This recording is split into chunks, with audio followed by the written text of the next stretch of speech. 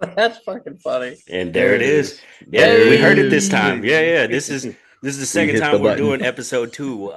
Yeah, I kind of had a oopsie earlier. We went for almost 2 hours, and my dumbass didn't hit record.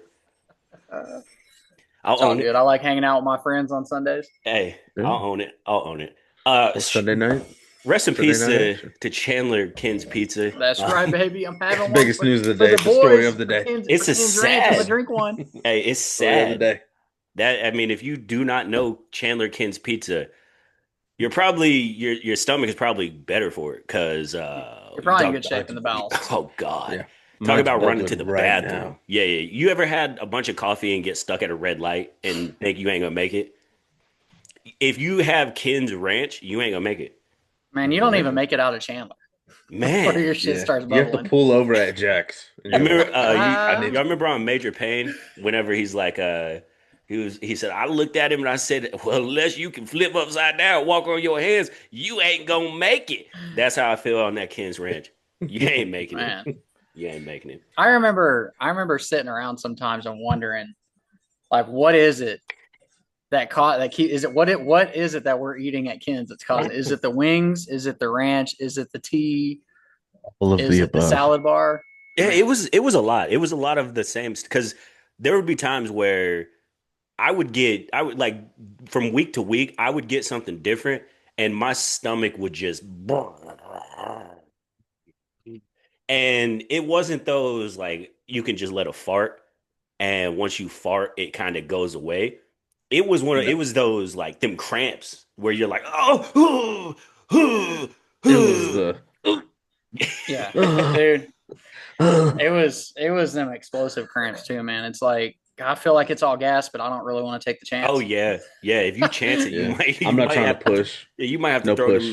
them pants away on the turnpike Yeah. because yeah, Let a Yeah. breeze out the window. yeah, yeah. Well, So fellas, so we yeah, rest in peace to Ken's. yeah, We love you. facts. Yeah. We love your ranch. I'm, We love your Yeah. wings of fire. And they did it I'm too. drink It's some like water into tomorrow's that. the last day. So Yeah. I mean, RIP to the great times, the bad times, the bubble guts. The Rest in wings of peace to all of them. fire, The Yeah, the the chicken bacon constant the ranch. constant rap battles between Robert Lamb and Jordan Bradley. man, uh, man. Them was some That was them was the wars of 2012. That's oh all that is. God. them was some That was the wars. saga. Man, it ran Five from like state rings. 2010, like May of 2010 until 20 like 12, 2013. Yeah, for real. Uh, bro, Shout I'll out to never Robert. forget sitting there when Jordan had told him to drink a bottle of Windex. That's And crazy. I You know how remember just mad being stonewalled. you know how mad you have to be to tell somebody to drink a bottle of Windex. Is Uh, that a pun or a well, pass? Robert, well, Oh, Robert that's. was Robert was cutting deep, man. Oh, Jordash couldn't take it. I didn't even gonna say what he said, but fellas, Yeah. Well, yeah, we're trying to keep it semi-clean. Yeah, fellas, Michael Parsons got traded, and obviously we we seen what it is. What two first round picks? Kenny Clark. I hope I got his name right. yep. Um, Yes. yeah. I mean, what do y'all think of the trade? I'll just try to do a quick synopsis of it. We'll have to see how those picks turn out. They got 4 first-round picks in the next 2 years. Obviously, interiorly, I don't know if that's a word, but in the interior defense for the Cowboys, they got better to try to stop the run, but they lose their generational almost edge rusher. They couldn't get it figured out in the front office. Micah was kind of causing some division with the locker room, with his podcast, and some of the things that he was saying on his podcast. So I think the camaraderie was gone. That being said, we know how Jerry drafts. It's always O line, wide receiver, linebacker, edge. One mixed in the four. So A he guard. he he's got to yeah or guard. He's got to hit on 2 out of the next 4 to make those picks pay off, and 2 out of those 4. 1 out of those 4 better be a Hall of Famer by the time it's said and done. But we're not going to know until 10 years down the line how that's going to turn out. It would be like I, five. yeah, I think the Packers got better to get an edge rush. They already have a solid defense, good corners, good linebackers. All that being said, it's Jerry Jones. What do you expect? Yeah, yeah. I echo a lot of that. I mean, you got a good return. I feel like for Micah Parsons, like I said, it's a deal that at the point it got to, it had to get done. I mean, bringing Micah back it wasn't gonna be good for the franchise. No matter how talented he is, there was a lot of division between him and management, between him and players. So I think you had to do it, and the fact that everybody else in the league knew it was inevitable, and you still got a premier run stopping D tackle and 2 first rounders. I think that's good return because you probably could have gotten a lot less. But again, like I said earlier, you solve one problem with your run stop by creating another, and now you have no edge. So, like Isaiah said, you got to hit on the picks. If you don't hit on the picks, to me it's a lost trade. Which with Dallas nowadays, you know, they lose a lot of the transactions they're involved in. Man, Jerry's I did about see to earlier get back. today. Jerry's Bro, about to get back into I the didn't 90s. realize this motherfucker was 82. Bro, I didn't know he was What'd that you old. think he was? Jerry was he, old in the 90s. Well, I don't be paying Jerry attention to Dallas like that. Jones was a part of segregation. Yeah, as a college student. Steven Jones is old. Yeah. So well, I just don't be Steven is like attention in that. his 50s. Yeah. It's kind of like if I saw Brett Favre now, because I hadn't seen him in probably 5-10 years. If I saw him now, I'd probably be like, damn. He should be in prison. Yeah, I was gonna say Brett was on the he was on the stand not too long ago. But yeah, either way, to me it doesn't fucking matter, because even if they have a surprise year, they're gonna get to the playoffs and probably lose to San Francisco because that's what they like to do. Or Green Bay. Yeah, I mean I feel like every time they've been in the playoffs, it's one of those two teams that either Green Bay and they throw it all over the yard against them, or San Francisco just runs it up their throat. Mm-hmm. Mm-hmm. So, yeah, same thing. I'm curious what happens with those first rounders. I still think that they need to use those to get somebody, even if it's somebody if they trade capital, anything, not like just trade up and take a guy in a deep quarterback draft, especially if this one's going to be deep, and just stash him behind Dak. If you still believe in Dak, just stash him. Stash him. What quarterbacks are coming out this year? We don't know. Klubnik. Well, supposedly, which we'll get to him later, Arch, but Nuss, Klubnik, Sellers, Levitt. I think Mateer's Mateer may decide. Yeah, it depends on him. You said Sellers. I felt like they're supposed to be I mean, I'm not high on him, but they're supposed to be 4 to 6. But it's supposed to be a lot better than this past year, where it was like Cam Ward and backup quarterbacks. Yeah, the field. Yeah. So I think they could do something like that. I think they could take a chance and trade up and get I mean, they're not getting Nussmeier, but I mean, get Carson Beck. That's a Jerry Jones move. Yeah, shit, man. Johnny Manziel's out there still, and we all know Jerry loves him. He hasn't retired. Yeah, he wanted him, and Steven had to talk him out of it, which is crazy. And then I also seen DeRon Bland just got a 4-year extension. 4-year, 92. Cool. Yeah, Notre Dame just turn the ball over.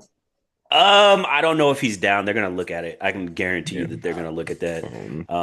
Just because, but.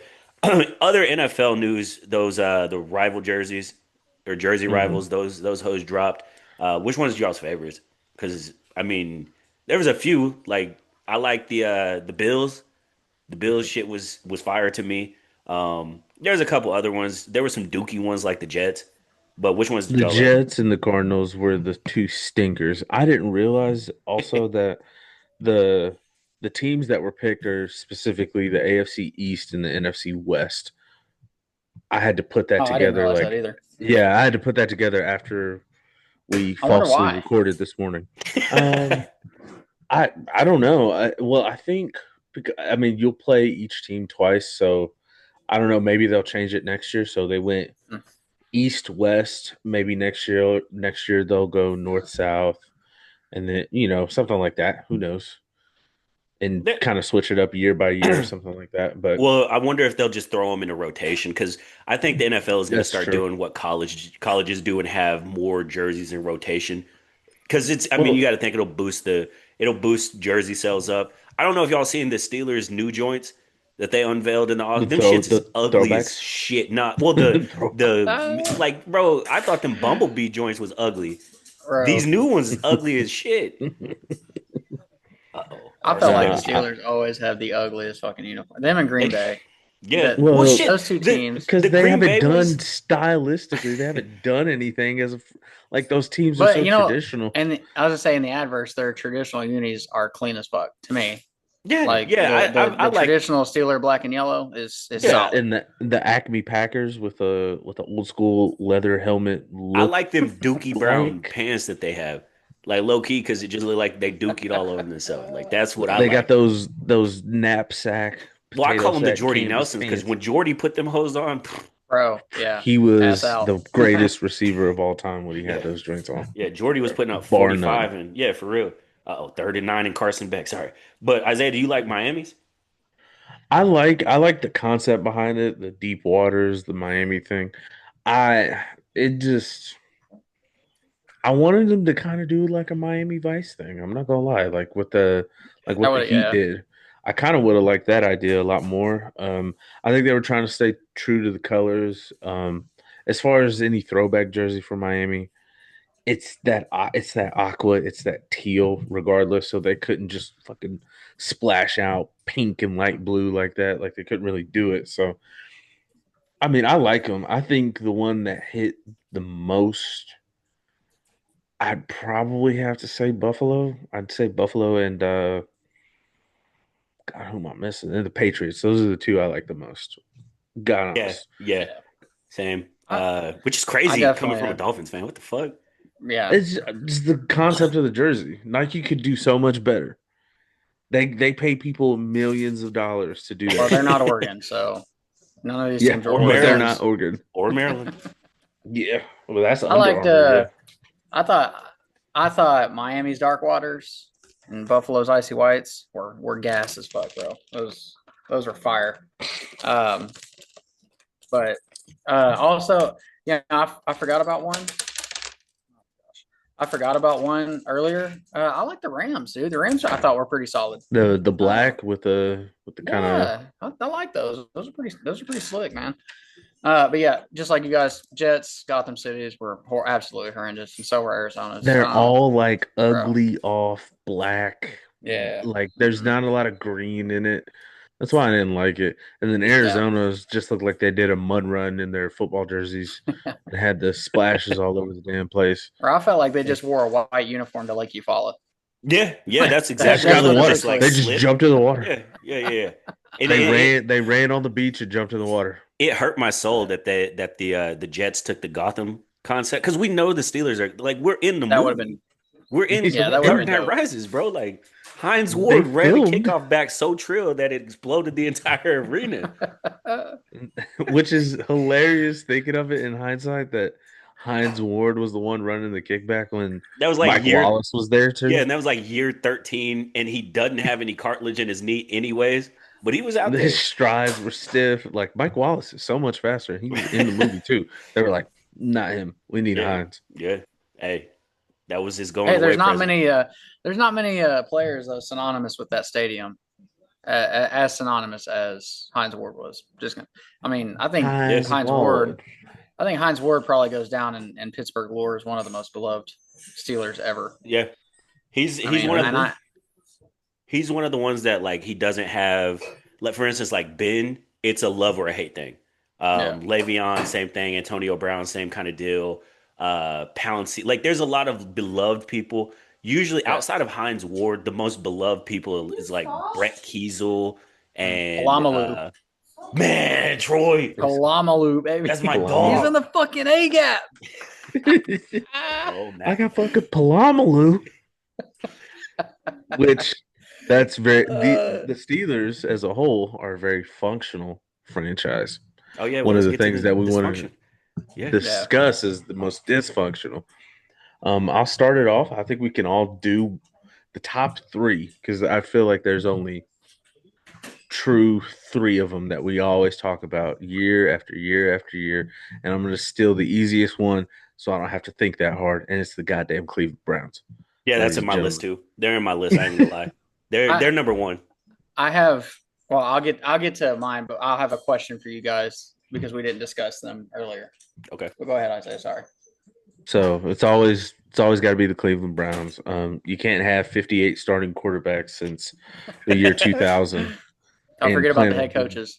Yeah. 95 head coaches and offensive coordinators and defensive coordinators and everything else. It's 2000 and think that your franchise is going to be Each successful. coach gets a half season, and the manager's Yep. like, "No, it's not going to work. It's not going to work." And Man. GMs, the carousel of Bro, GMs Oh yeah, yeah. can't keep a they're GM, can't keep, can't, can't have good talent, acquire good draft picks, in and then this economy, you need stalwart to. them. Yeah, I was gonna say in this economy, if you need a job, Cleveland will be hiring before too They long. will hire you. Not even trying to do a deep dive on the history, but the fact that at one point in time, they sent 8 people on their team to the Pro Bowl on the offensive and defensive side, and only one of them is still there. Who, Miles? That's it. They had one of the best left tackles of all time. Yep. Joe Thomas. Yeah. they it's crazy Hall of because Famer, never won a playoff game. if you think about the talent that they had, like they've always had great like Denzel Ward's there right now, but they had Joe Hayden. Mm-hmm. Nick Chubb, talented is crazy, like crazy. Baker, they've had talent Yeah. like crazy. If Nick Chubb can like have a knee, he's probably a Hall of Famer. If Yeah, he could just Isaiah, have a y'all knee. have some dirty motherfuckers on your roster, don't you? Yeah, Minka's the one who did it. Dirty mug. Yeah, he ain't no Steeler no more, Isaiah. You got to claim that. He's a dirty player. He's a dirty player. Dirty son of a bitch, man. Yeah. But who's your two, Isaiah? Oh, my two. It's definitely my bad. I muted my mic. Yeah, Kiko and Mika, dirtiest players in the game. My two. I I truly believe that I gotta go. No disrespect. I gotta go with the Jags at 2. And the only reason why I say this is because I feel like they sell and they sell hard after being very competitive. Their development of talent on the defensive, on the offensive side of the ball, like what they could do, what they've shown that they could do. They'll make a deep run in the playoffs, and then the next year they're like, we hated all of that. Sometimes plays just don't go your way and you don't win, but fuck it, we're gonna blow it up. Um, Quickly too, that's my because they got hoed. New England hoed yeah, the shit out of them. yeah. I personally, I said it earlier, I can't go Jacksonville as much as I think that they're shitty at times. They're the one like if the Browns were able to get to the heights that the Jaguars have gotten to, I think we would all be like, pump the brakes on them, right? The Jaguars issue is they get there and then they immediately blow it up. They had Fred Taylor running over the entire NFL, and then they were like, "Fuck you, Nope. Yeah. we don't care." We're not gonna resign you. Nope. Not gonna do it. I just look at them since they've entered the league and what they've contributed, um, how they've competed and then disappeared for 4 years and then they compete again. It's like you have to have that sense of stability. And my third, to be honest with you, it's kind of a toss up, but it's a what have you done for me lately type of thing with this team. And I'm looking at them 10 years ago, 15 years ago, 20 years ago. Um, it's got to be the Tennessee Titans. Um, and then You're shitting on the also, AFC South. Golly. If I had Leave to, us alone, bro. Isaiah, Good. for my two, because you like I can't go Jaguars. My two, it's real easy. The goddamn Jets. yeah, and Jets are going to be Yeah. my, yeah, Yeah, Jets Thank are you. Thank you, because that was my that's toss who up. I was gonna bring That up was my because I don't toss remember up. talking about them earlier. But Jesus No, we Christ, didn't. I was gonna say how in the world I threw Arizona up there with no regard Before for the Jets, bro. before the Jets. I got to thinking, I was like, what the fuck am I doing? The Jets are terrible. Golly, that front Yeah. office is a fucking joke. I think Yep. they're still grasping to that one time they won the Super Bowl 50 years ago. And I'm a Dolphins fan, and I could say that I think their one Super Bowl win means so much to that fan base because it's like generational. It's like generational New Yorkers, right?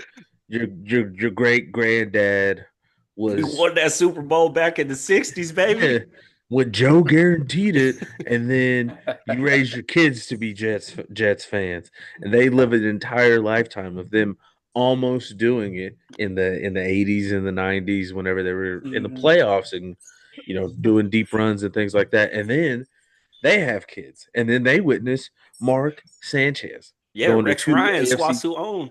Yeah, you witness the Sanchez taking them to two AFC championships, and now it's like we got to wait about another 15 years before anything happens again. That's the But yeah, truth. definitely the Jets. You want That's to know why it my was my three? toss up. You want to know my three? Duh, Bears. Wow, really? Hot take. Hold up.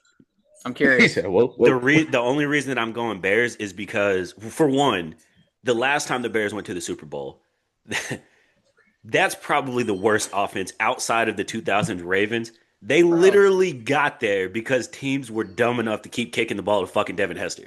You don't Yes, kick the ball to him and you fucking beat him. They had as a Rex though, rookie. man. I know, but Rex, he baby. was like, it is That the reason. Like, they well, just look at what they competed. did. Like, they took Mitchell Trubisky, which everyone was like, They did get to a playoff with Trubisky. The second that it looked bad, which we blamed the Browns for doing with Baker, they were like, fuck out of here. We're drafting Off Justin of a Fields. double doink too. Right. Horrible and kick. and that same game, that double doink was the last of what, 4 missed field goals, I think. Yeah, they Yeah. were I shafted. mean, a bunch. all hit the poles. Yep. They're And like, I'm well, not it's his mistaken. fault they Yep, and couldn't get in the end zone. they So smashed. And then with Justin Fields, like four offensive coordinators, 3 or 4 offensive coordinators when he was there. And I get they had the number 1 pick, they went with Caleb. And instead of being like, we learned with Justin that we should stick with it, after Caleb's rookie year, they're like, we're firing everybody, baby. Yeah. That's what Cleaning we house. do. And it's like right now, you got to think we're in the off season. So we're in opinion central where everyone or a lot of people feel like Ben Johnson is going to fix it. Imagine he doesn't. They're going to fire his ass at the end of the season. That's what they do.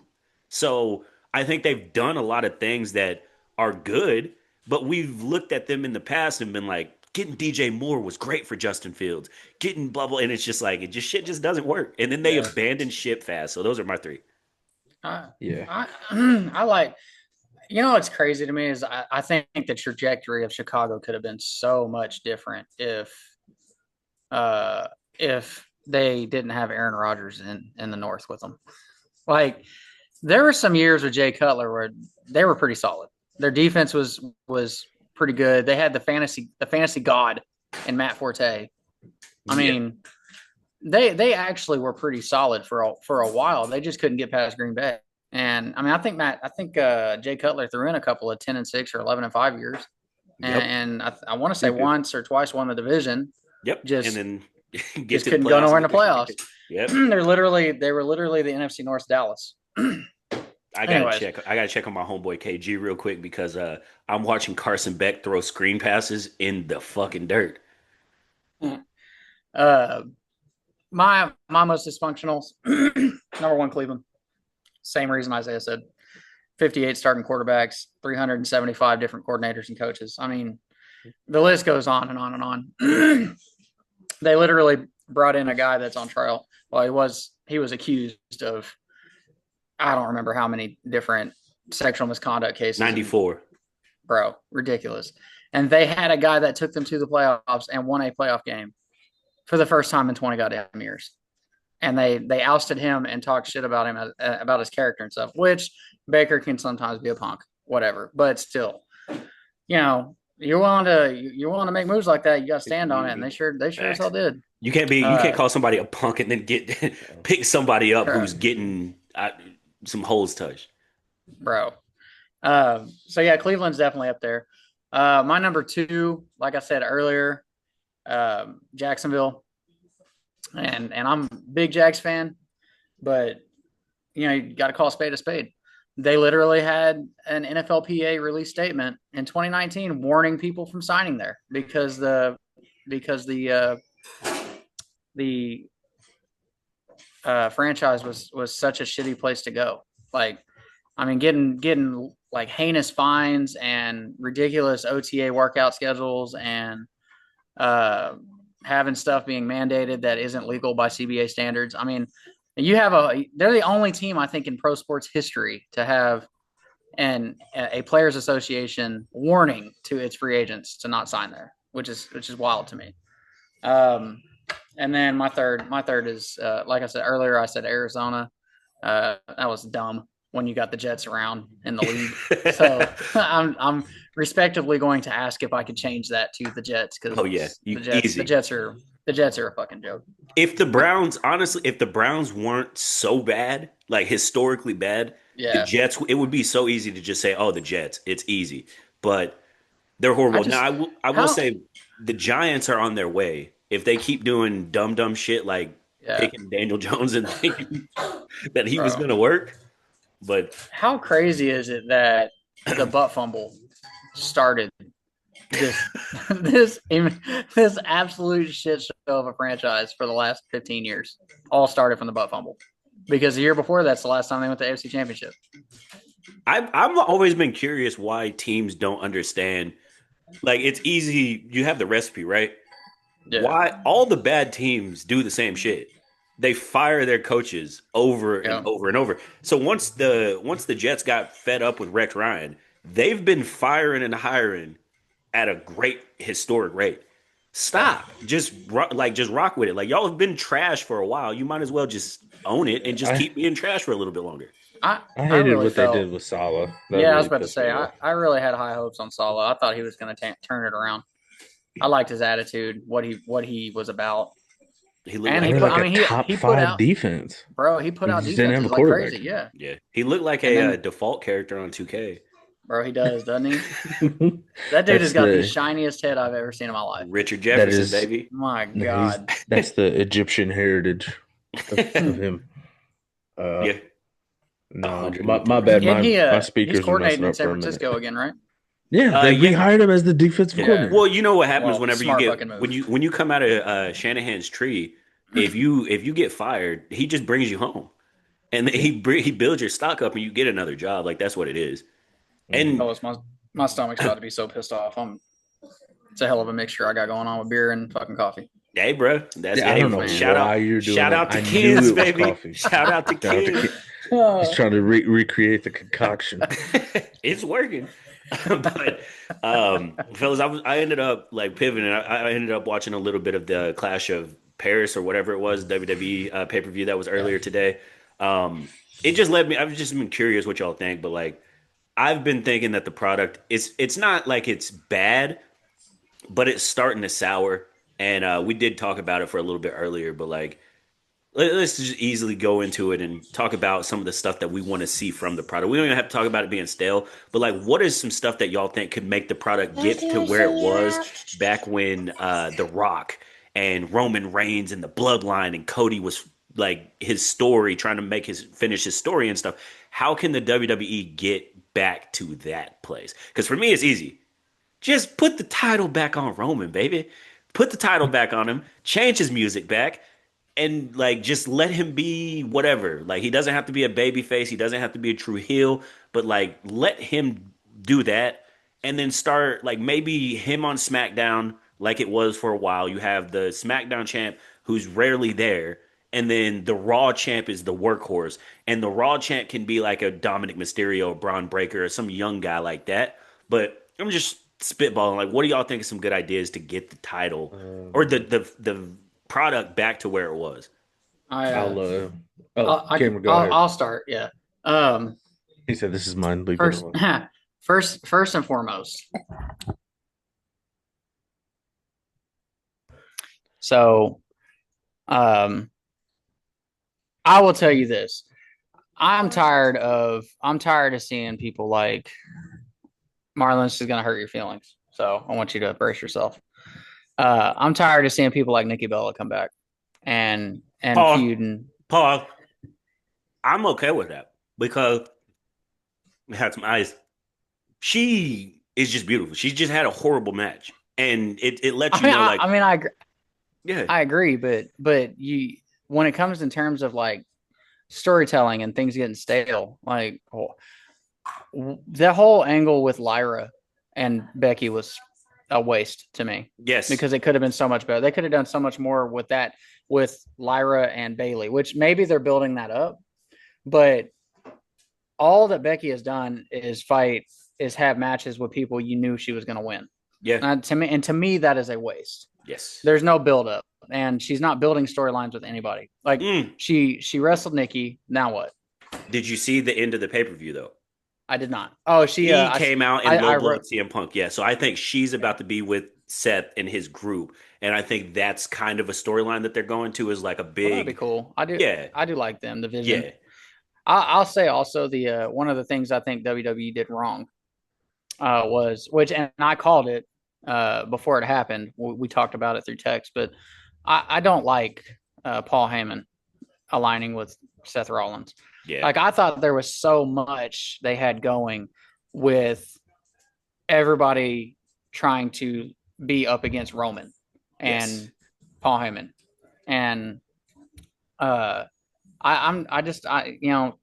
Rollins doesn't do a lot for me as a heel or a leader of a faction. He just doesn't. Yeah. And I feel like it's kind of left Roman Reigns out there. Like, what are we doing with Roman Reigns? I think the Shula Fala thing is stupid as hell. He got his ass whooped. I know, bro. I know. But I just think there's a surplus of talent, and they're not sure what to do because when I watch, I feel like I see things that would suggest certain storylines being pushed or certain superstars being pushed, and then they pivot out of nowhere, and it's like, well, what the hell was the point of all that? Like, and my prime example is Sami Zayn. Sami Zayn, albeit I don't really feel Sami Zayn as a main eventer. Like, I just don't. I mean, the crowd's behind him, but he doesn't do a lot for me.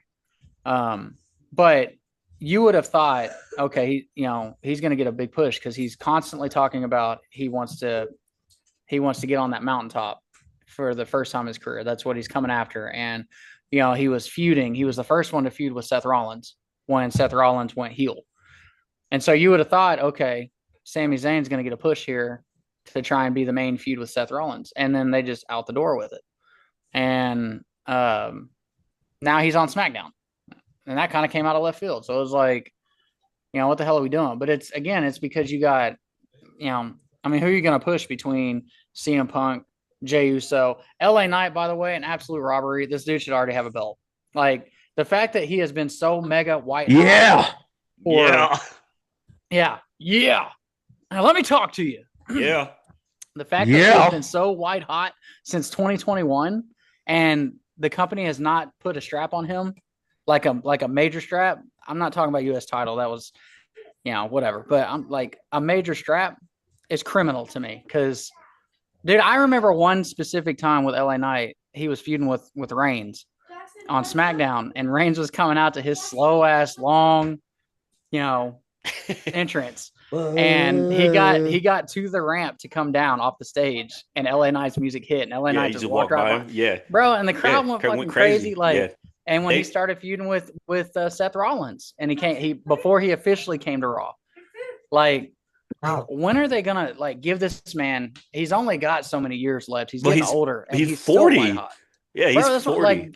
Let this man get a damn strap. Let him carry it for a few months, and then take it off of him. Yeah. Like, why can't we do that? And then immediately rob him. But again, you he deserves to hold it for. I think he would be a great transition. He would be a great transitional champion because you have to. It has to be a babyface. Carson Beck, let's go. But it has to be a babyface to then transition it to a heel. So, for instance, going from Seth Rollins, which I think everyone thinks that it's going to be CM Punk, but going from Seth Rollins, it would make sense to go to LA Knight.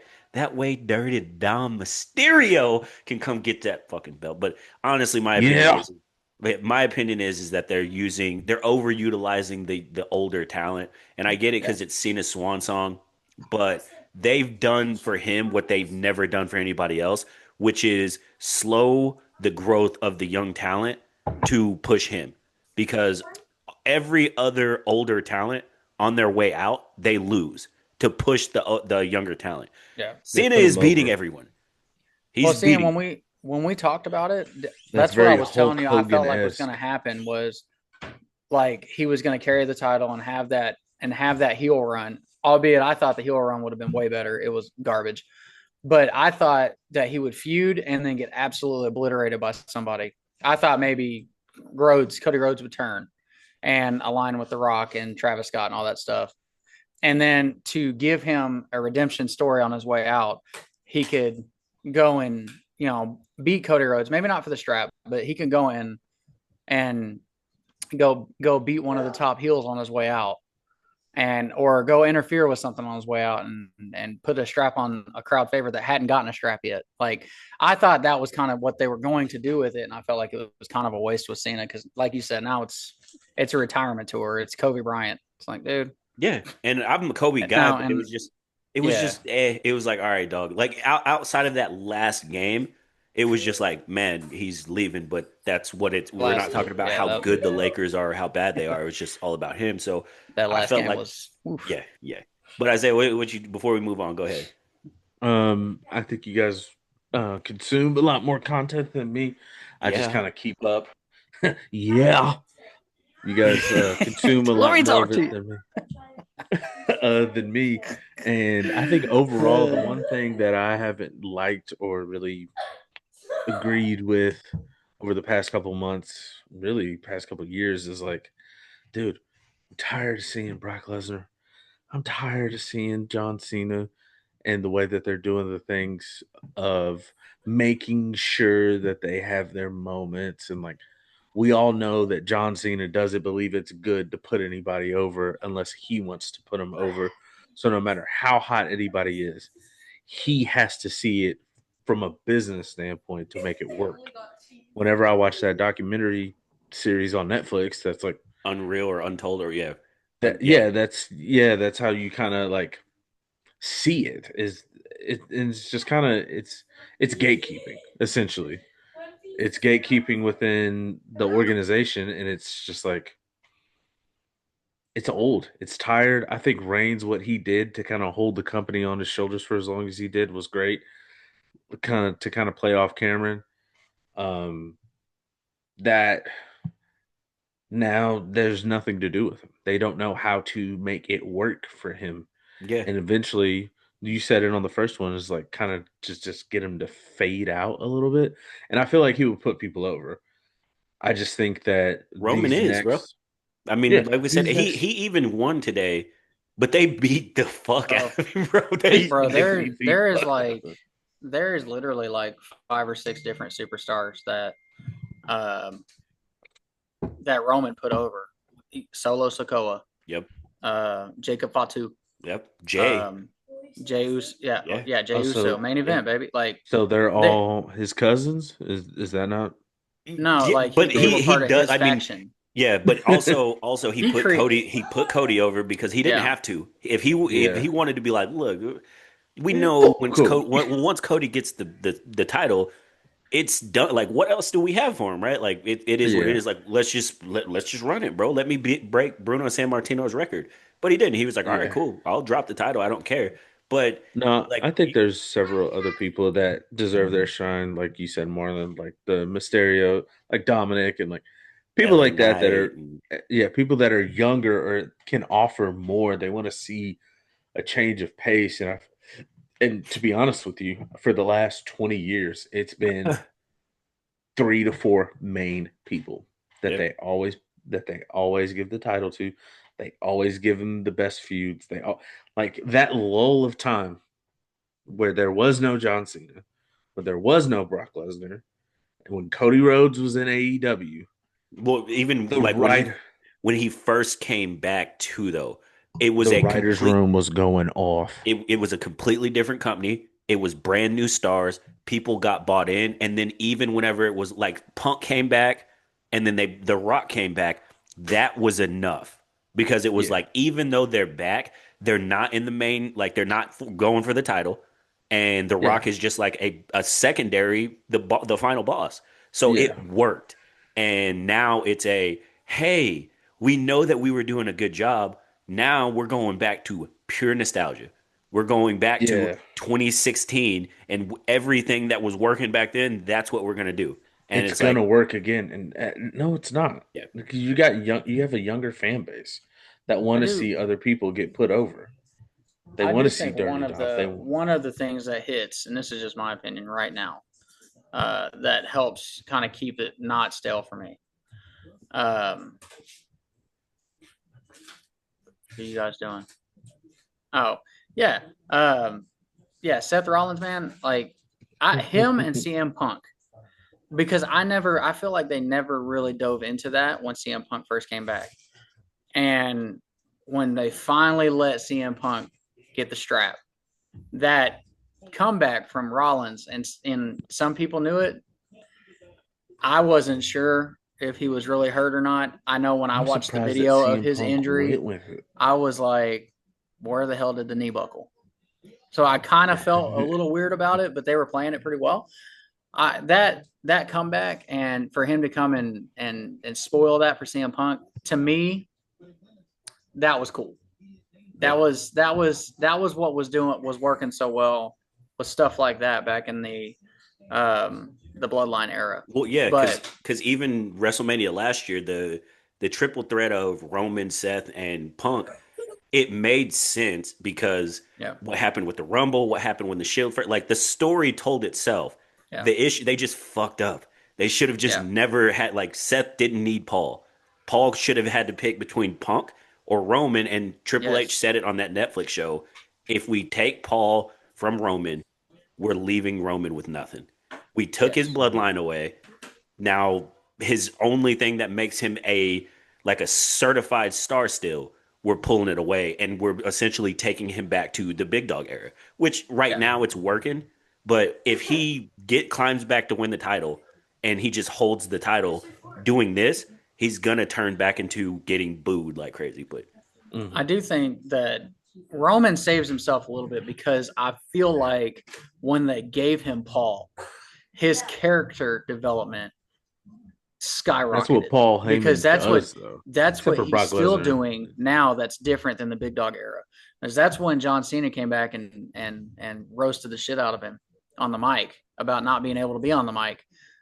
His character now on the mic is crazy good. yeah, It's yeah, it's entertaining, when he got Cena bro. with the missionary thing, Yeah, missionary might be bro. good for all of these Good, people, but it but it wasn't good wasn't enough good for enough Nikki for Bella. Nikki Bella. Yeah, Yeah, that is tough. But like yeah, I think once they let him be him, he became cooler, and then I think Paul Heyman's rub pause helped him quite a bit because he Paul has a natural way of making people cool. Like, and he's done it. All the ECW guys that came to WWE that got over, RVD, the Dudleys, all those guys.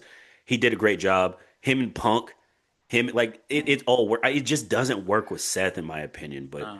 yeah, but I I don't just want to go felt too like far Seth into it. is a standalone star. He He was is. doing it before, like, and he was doing such a good job as the man of the people, Yeah. like trying to be like the true visionary Yes. for the company and the people, and trying to steer away from what CM Punk was and what Roman was. Like, I felt like he was masterful in that role, and the Yes. crowd was behind him 100%. And he So well, and even if he's a heel, he's been a good heel by himself.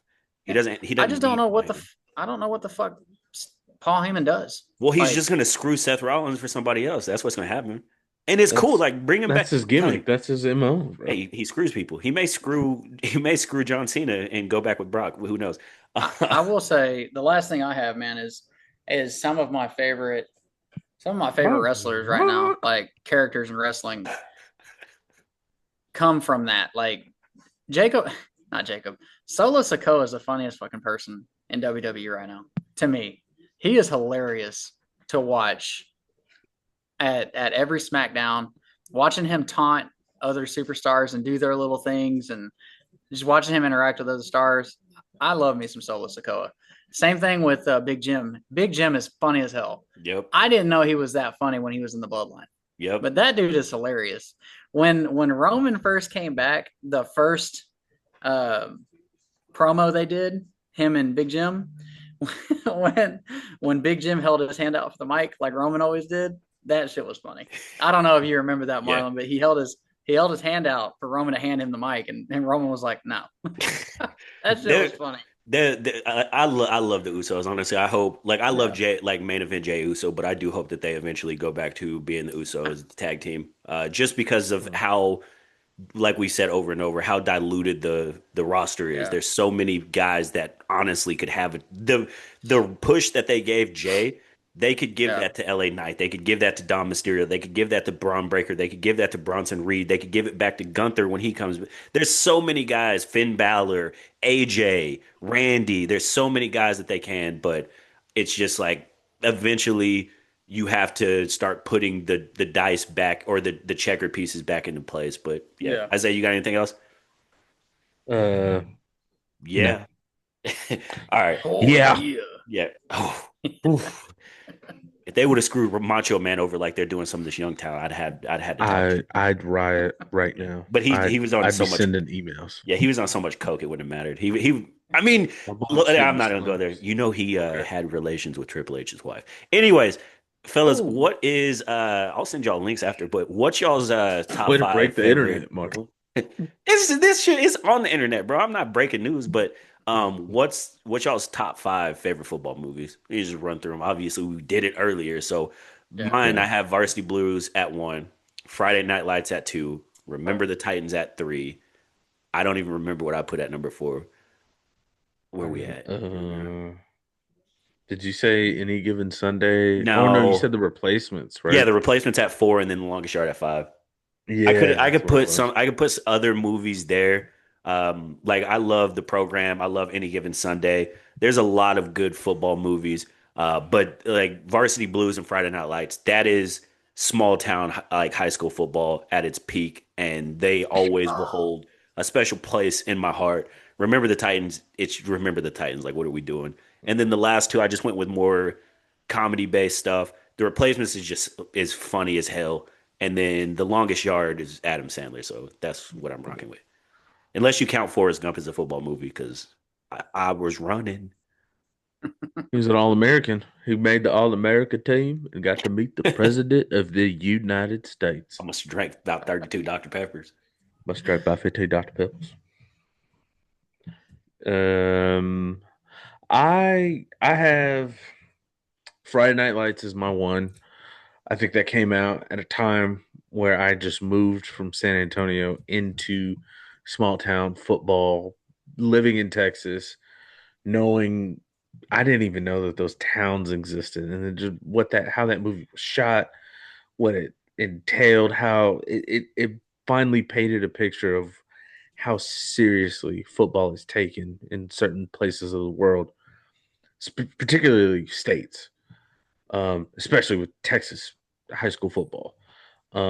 That's my one. There'll always be my one, just because. Shout out to Chris Comer. Okay, that's it. R.I.P. But that one's my one. I got Remember the Titans at 2.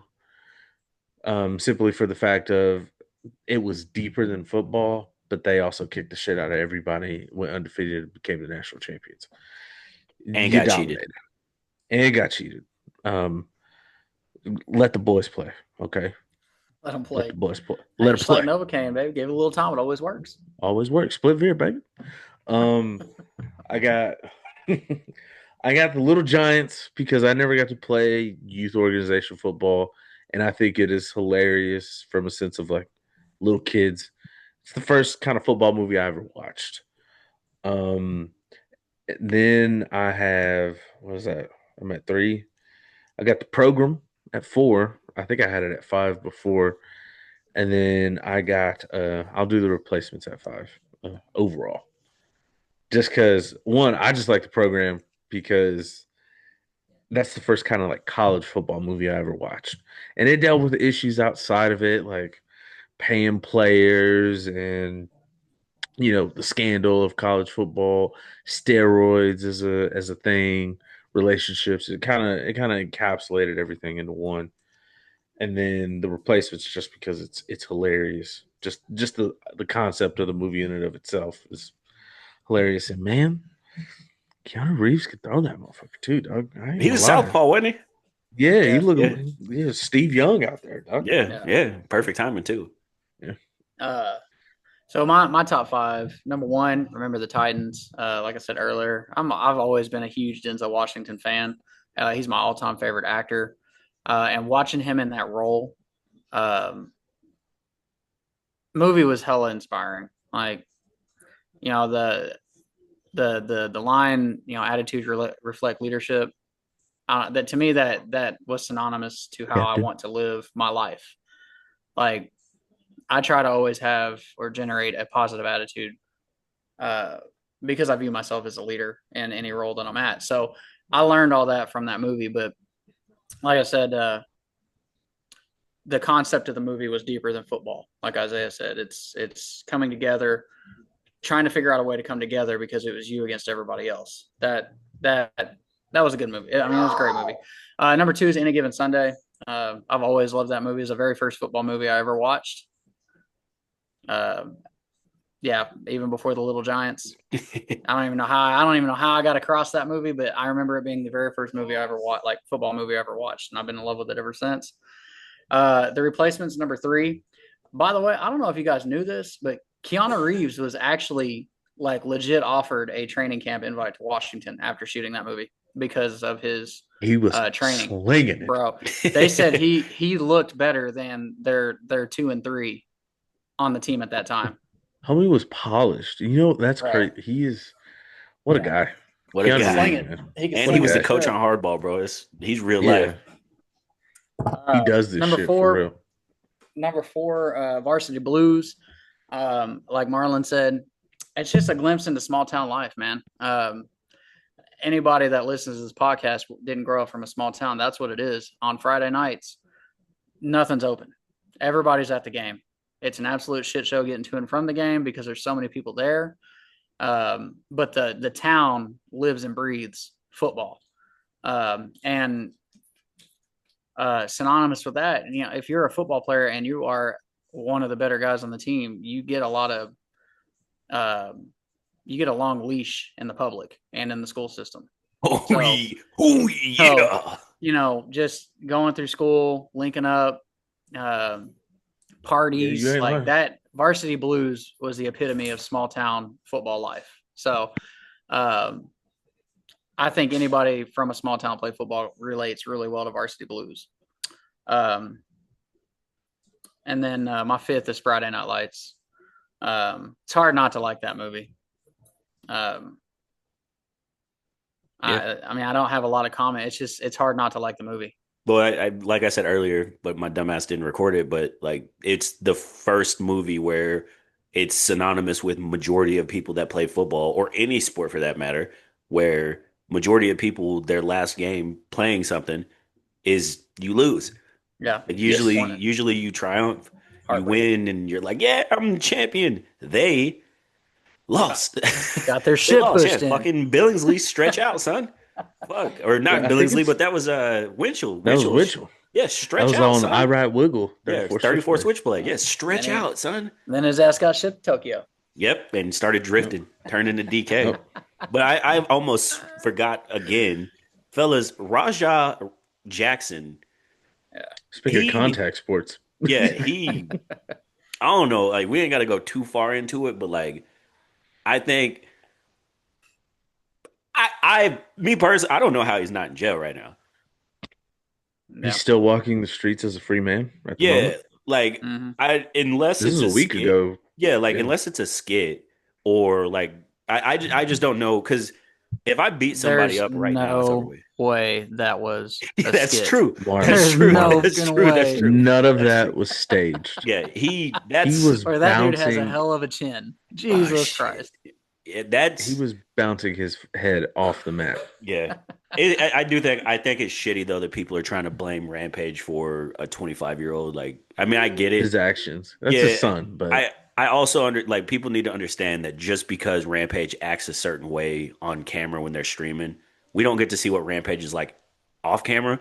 And as somebody who's watched Rampage for years now, he's just a goofball. So you can't take him serious. Like, people have to understand, before the internet and social media took off, sarcasm was a huge part of comedy. People are just sarcastic when they say stuff. Rampage comes from that era where sarcasm is like it's like an escape from his troubled past. So just because he says certain things, like you can't take it serious. Uh, Um, I will say, as a blanket statement, there's nothing that would warrant for you to bounce somebody's head off of a mat with 23 uninterrupted, full mounted shots with no defense coming in. Uh, as far as Raja doing it, I think Marlon, you and I spoke on it on our way home from the game. It's like he was streaming and his like stream chat was like baiting him. You're not gonna do nothing. You're just gonna let him hit you in the head like that. And that's what like you gotta prove yourself. Meanwhile, you're training to be a fighter. What are you trying to prove? You And got I mean, the rage guy baited by said, 12-year-olds, bro. yeah, and the guy apologized. The in the first clip, they literally say, "Hey, bro, he's not a worker. Like, no, like, don't do that." The guy apologized. At first, he didn't shake his hand. Raja didn't. Then they ended up shaking hands. Yeah, and Then they you apologize. Yeah, wait. I don't even know how long. I don't know the amount they of said it time was that it was goes at by. least an hour, and then yeah, he was like he's on stream saying like, "Oh, y'all don't think I, oh, you don't think I'm," and then just yeah, he spazzed out, and he was supposed to come in the ring, but yeah. yeah, the dude thought it was like I'm it's a saying work. I Yeah, the dude I read thought it that was legit. I read that the guy that Raja was with ringside that was kind of telling him, like coaching him through the whole thing, Hmm. told him to land a couple of punches as part of the work. Um, but you know, I don't think he told him to land 23, 24? 23. Yeah, I'm pretty sure. That's not a couple. I'm pretty sure he knocked dude out on the slam. And if he See, that's didn't, the what I first one, was. yeah, if he didn't fully knock him out on the slam, the first punch knocked him out. So when he Yeah, bounced his head off, he might have just been kind of like loopy, and the first yeah. punch just it. Because legitimately, that guy let Raja pick him up Yeah, and slam him. he sold it very well. He Yeah. sold it very well, and then just And then took about 24 uninterrupted to the yeah, chin. yeah. I just don't know how. I don't know how he's not in jail, but Still, again, yeah, I haven't we'll seen see. anything else come out. Well, Because we'll see. Raja, he doesn't fight for an organization at all now, No, does he? No, He's never been mm-mm. contracted with anybody. no. Essentially, Just what they been were trying to training. do is he's trying to he was trying to train, and then they were going to try to get him into Dana White's Contender Series. He was going to take a couple You of know, smaller fights and then see if he was good, and then try to get on Dana White's Fighting Contender. Mm. you know what was even more weird to me about the whole situation is that there were multiple people ringside. Why did it take 23 punches for somebody to come in there and be Well, like, "Yo, what the fuck are you doing?" I honestly Like, believe that the ref was like, get off of him because he didn't think that he was actually going to punch him. And then that ref was scared. I don't know if you saw the size of that yeah, ref. yeah, yeah. That yeah, ref he wasn't was going to do shit. terrified. Well, Yeah. He was just going to get pushed off. a lot of I former mean, wrestlers or even like current wrestlers, they said the reason that people thought it was a legit work. They thought it was yeah. like, oh, this is just part of the show. And it wasn't like the first guy kind of grabbed his shoulder and it did nothing. And then the other Yeah. guy grabbed him and then he had to like physically restrain Raja. And then that's when it's like, oh, this is like legit, He's legit. real. He's trying to do it. Well, and especially too, Raja tried to double leg that dude that actually was able to get him and off of him, which was crazy. Yeah. Um, I thought just the slam in general listen, whole event was tragic.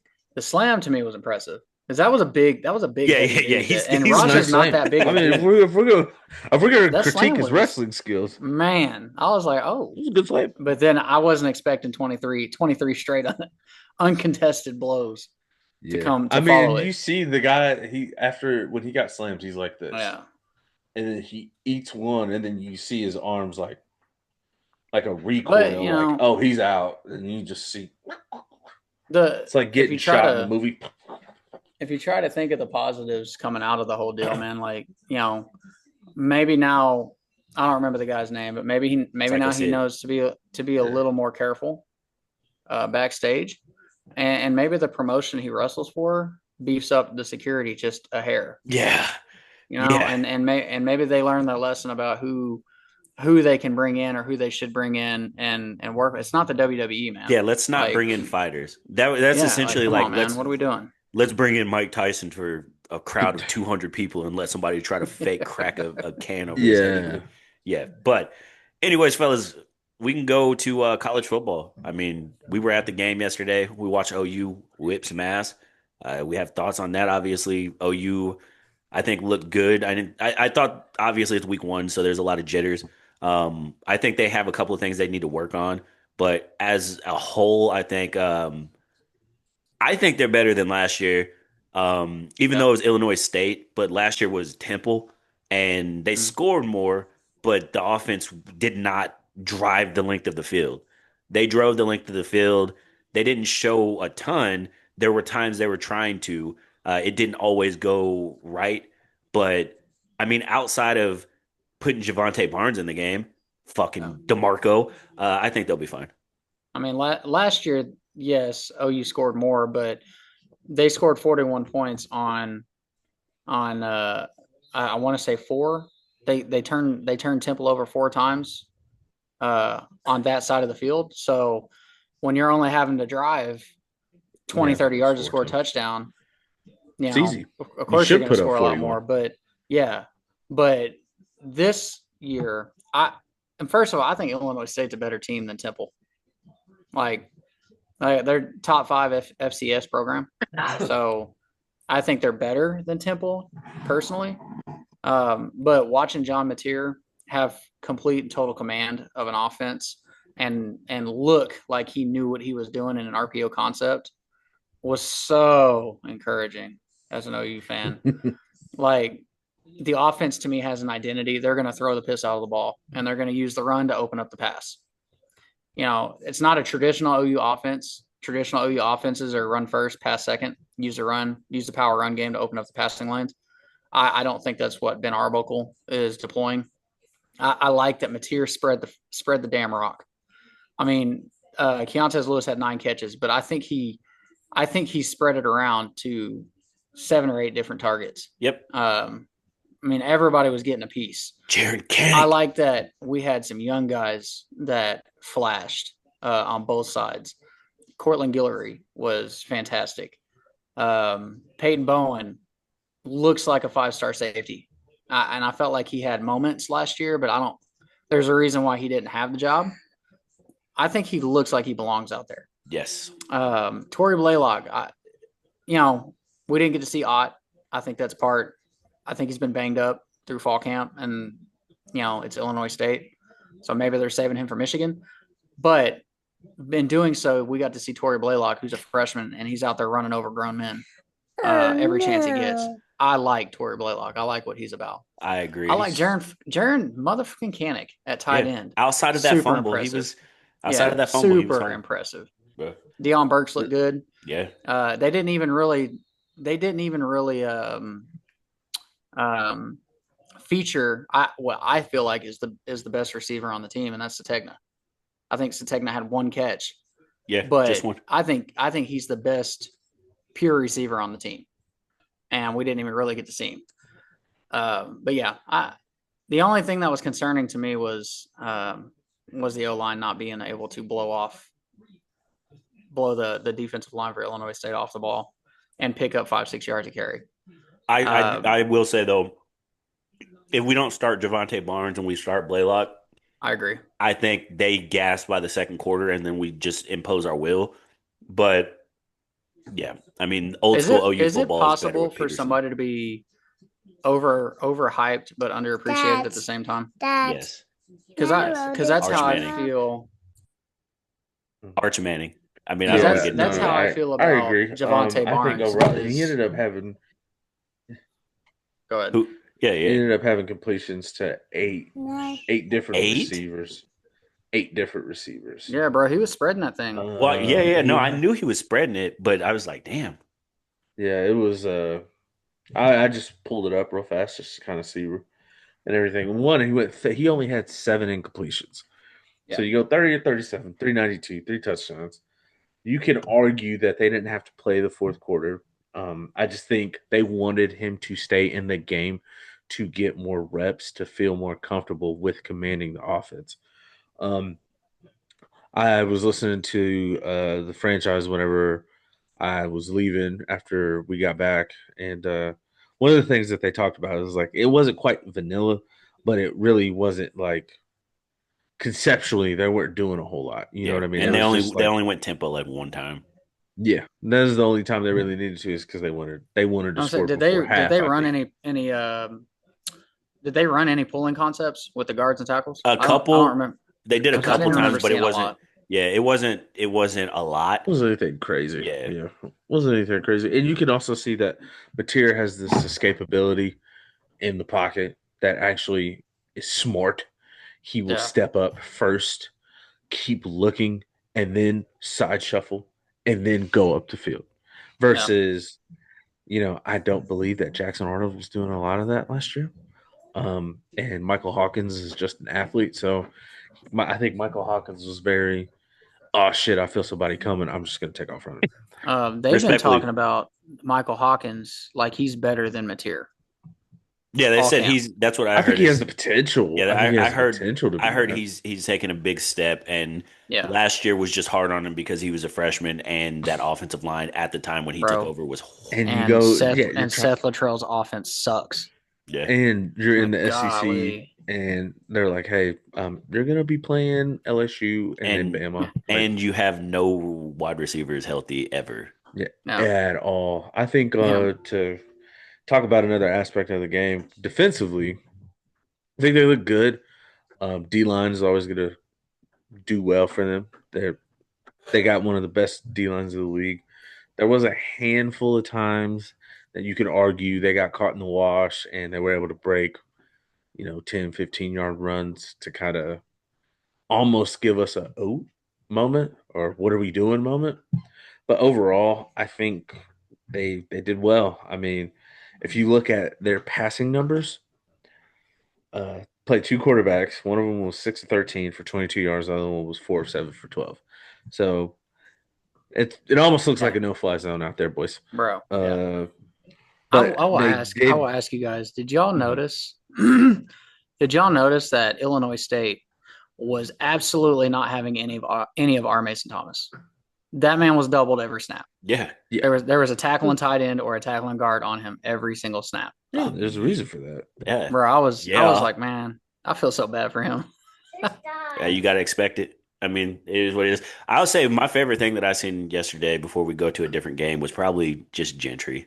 I'm happy to have Yeah. Gentry back. Just It's Gentry. yeah, like bro, I was hyped for him last year, and him not to He get to play. Like he has the potential to be the best cover corner in college football. yes, and Like that's really, what like legit does. yes, and he's got like I told Isaiah, I was like, had he had not gotten hurt last year, he would have been in the NFL this year. Like that's what was Yeah, going to happen. So, that's why he but came back.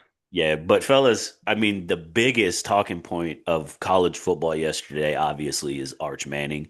Um, Archibald. the game is what it is. Like it's 7-14. He scored a touchdown later in the game. They did have a chance to try to tie it. They weren't able to score. They had a lot of turnover on downs. He threw an interception. He should have thrown three. Do y'all think the hype was too much for him? Or not even the hype behind it? Do you think that people just overhyped him because he's a Manning? Yes. Closing statement. Yeah. Yeah. I just think it's crazy that this kid played 2A football, and every time he Well, went to the playoffs in 2A 2A might look football, different. but That every might look time he different. went to the playoffs and that 2A, he looked terrible. And then he has only played in 3 games, he's only played in like 3, 4 Yeah, games three Yeah, I in think he games college in 2 football. started years. he started two and then they put him in against Georgia last Georgia, year. yeah, and And against Georgia, he didn't look good. yeah, and they benched And him right after. off of that, he's the preseason Heisman favorite. Is crazy to me. And I don't have an issue. I think he's going to be okay. I just think that was too much too fast, That and and it was not fair to him. not even the preseason, just the preseason Heisman. He was also looked at as the number one overall draft pick coming Yeah, out. And it's just like, that's Yeah, crazy. really? Off of 2.5 games? Yeah. Okay. I think they've considered him generational before, like the moment he from his recruitment, he's been that. Yeah. He's so good. He's a Manning. This is Cooper's son. And it's just kind of like enough's I enough. did I did ask on Facebook in the middle of that game, is it possible that the quarterback draft class that included Jackson Arnold and Arch Manning, is it possible that that draft class is much much worse than we is it possible that it's nowhere near as good as we thought it was going to be? It very easily could. If Sark can't fix, like, not even gonna say fix, if Sark can't get the best out of Arch, Yeah, then yeah, that class is because ass. I'm looking at like Nico Yamaliava, not very Yeah, good. I don't yeah, feel like he was that great at Tennessee. right. Tennessee was a good team. Yeah, Jackson Arnold, not great. Arch Manning, not great. There's some that I think there's a kid at USC, kid in Oregon right now. I didn't get to watch them play, but those guys are from the same draft class. But the three creams of the crop Stellar's part of that don't look as good. well. I was telling him, is it possible that the quarterback Oh recruiting yeah, I class heard that you. included, yeah. So, and I brought up Nico Yamaliaba and Jackson Arnold um, and and Arch Manning, which are the cream of the Yeah. crop of that class, hmm and none of them are near as good as what they were hyped to be coming out of high school. Would And I you was, argue that we're judging them too harshly off of where they've played at? no. well, Them getting Nico getting smacked yesterday. yeah, I think I the I never jury's thought he out. was that great at Tennessee. I I mean, think the he jury's was out good. on He was him. good, Yeah, I'll say this but because I again I think Arch will be better. yeah, I was watching Nightcap. Shannon, Johnny Manziel, and Ocho Cinco was on there, and Ocho Cinco flat out just said like, "Hey, anybody that had a brain knew that Arch was going to struggle and that he wasn't yeah, going to come out." And he was like, "This is why it makes sense too, because everybody's going to use every excuse in the book to say like, oh well, of course he was going to struggle. If you're truly the number one guy and you're going to be the number one pick, it doesn't matter who you play or where you play. You're gonna be that guy." And he wasn't. So he's Ocho was Yeah. pretty much like, let's chill and allow these other guys like Nussmeyer and Klubnik and those guys who are better. Let's give them the they're just due. And Carson Beck just threw another touchdown. My boy's going off. Right now. Sid the Sloth is yeah. killing it. And like I said, yeah, wow, that was more a catch than it was the pass. Come on, man, are you serious, man? He threw that shit up for grabs. Kind of what he did But in Georgia. something I forgot to do earlier that I was requested to do. Uh, you boys know how I feel about Jackson Arnold and Auburn. I don't feel like Jackson Arnold is as bad as he showed at OU last year. I think it was a combination of being down players. The line was terrible, and the offensive concepts were a joke. Um, I think he's got weapons in Auburn, and I think they might use him differently than what we did. Um, and I think he will rebound. I'm not saying he's going to be Heisman top 5 first round pick kind of guy, but if you put enough weaponry around him and he just doesn't throw the game away, I think Auburn could turn some heads. That's just my opinion. I will stand on that. Their defense looked really good against Baylor, and they ran it down Baylor's throat at will. Come to the And palace and we're busting that ass, yeah, Jackson. yeah, I I I agree. I think they come to the Palace and they get smacked by OU, but I, I do think they have a great year Yeah, I mean I think I he'll think he'll play better. yeah I think he'll play better. But my argument would be, where did Baylor finish in the Big 12 last year, and what were they bringing back? Cheeks. How good was Auburn last year? Where Would did they they get a better? finish in the Big Who 12? Baylor? I think Yeah, middle of the pack. Yeah, they were middle of the I'm pack. sorry. I just know they were heavily favored in the Big 12 this year. And yeah, and I think that happens every year because of what Yeah, other teams lost. I mean, Colorado was picked to finish like second in the Big 12. yeah, They did terrible. Nobody expected Arizona State to do what they did in the Big 12. Yeah, I think the Big 12 is one of the biggest toss-up conferences, yeah. probably in like out of the Power Four. Honestly, I think it is by far because the ACC, we already know what time it is. There's Florida. Oh, And That was well, another shocker. yeah, that was well. I don't want to say it was a shocker, but well, no. I'm gonna say it was a shocker because they kicked the shit out of them. That was a shocker. I wanted Florida State to win, but I didn't expect them to like just spank that ass. Like I thought Yeah, it the was gonna be close. expectations definitely. I don't think they were that. And I think for a while, I mean, before they cut it off outside of the stadium where Marlon and I were watching, it looked like it was going to be a back and forth there for a minute, and then we It see wasn't. it get displayed. Yeah, we're in the stadium and we see it get displayed. You're like 31. I was like, well, I think that's over. listen, man, I love me a quarterback that will talk shit and stand on it. Yeah. Got Did you see he dropped an NIL clothing t-shirt No, I didn't see that, but that's dissing dope. Bama again. What? Is it they don't have Saban Yeah. still? I don't remember what it said. I got a Saban notification from can't save them ESPN or something. that he That's launched a t-shirt line dissing that's Alabama crazy. again. That's crazy. Did y'all see Johnny Manziel last night too? He said he was like it or not, nobody's scared to play Bama no more. No. Like they're Yeah, he was like people think that this is just like nah they'll be back, don't worry about them, it's just week one. And he's like nobody's scared to play Bama anymore. They don't have I that think, allure. mhm.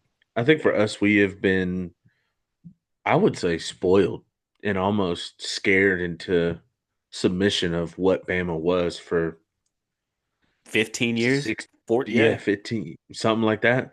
The amount of national championships, the amount of talent that's came out of Bama year after year after year after year.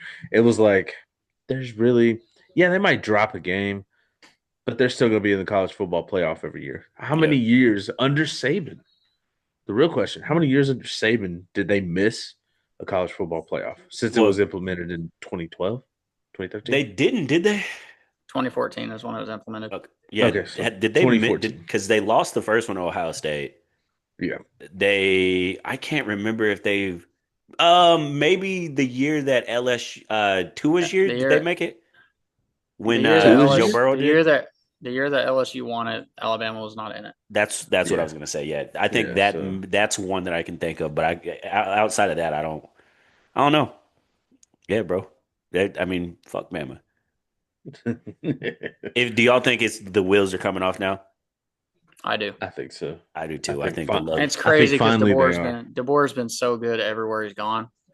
But It's just hard to. It's hard to backfill a goat. Like when you have one of the bro, guys that is just generational.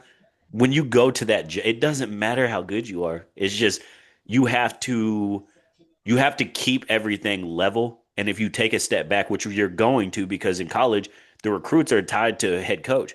Like Saban's getting commits based off of being Saban. Now that he's not there, kids are just kind of like, I'll go play yeah, with Kirby.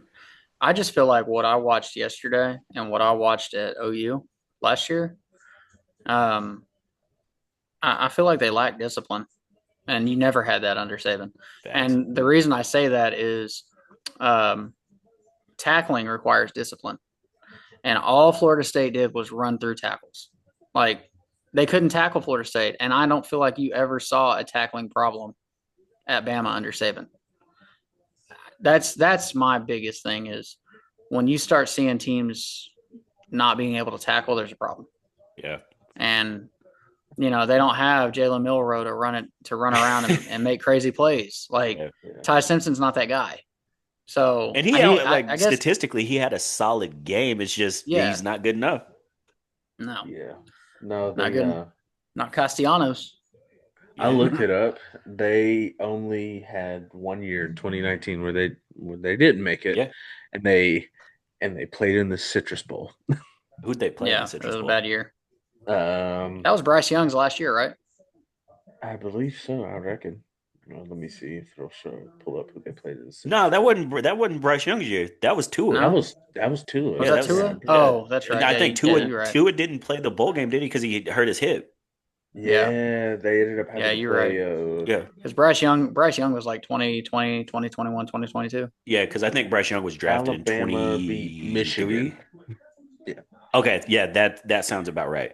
Michigan got that get back too last year. Well, speaking of Florida State, before we wrap up that game, shout out to Gavin Sawchuk, man.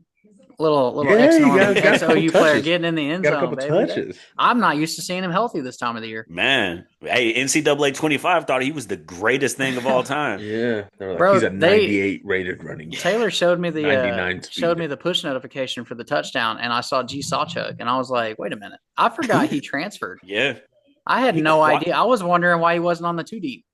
Like, I was like, well, there's no Gavin Sawchuk on the roster. What's going on? Yeah, yeah. But yeah, shout out to Gavin Sawchuk, man, finding some success in another team. I always liked Sawchuk. I just know he couldn't stay healthy. Yeah, yeah, that is his biggest thing. LSU and Clemson. Obviously, we didn't get to watch a ton of it. Close game, defensive minded. I think we're all in the same opinion that like they both teams have a chance to still be there at the end of the season. I think that's your national championship. Man, fuck that. OU. I just wasn't impressed with. I mean, Ohio State and Texas both had really good defenses, but their offenses left a lot to be desired. Yes.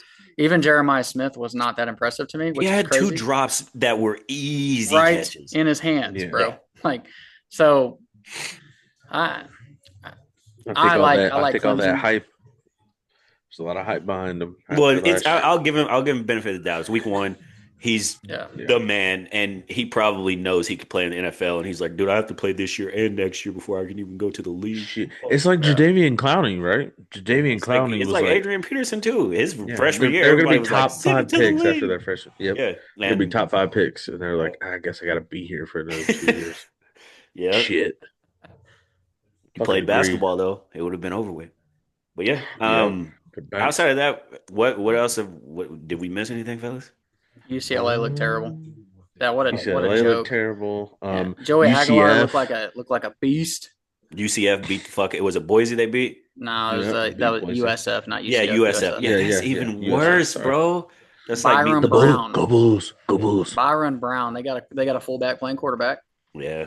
Yep. That dude is a mountain. South Carolina got the dub against Huge. VT. Yeah, they didn't. Man, that was an ugly game too. It was, but it's week 1. I mean, Lenore Sellers got it going in the second half, though. I will say that. Well, he had a touch. There's 2, honestly.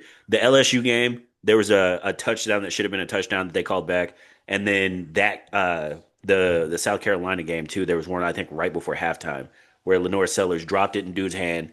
Dude catches it. He takes 2 steps. After he has 2 steps down, the corner then tackles him.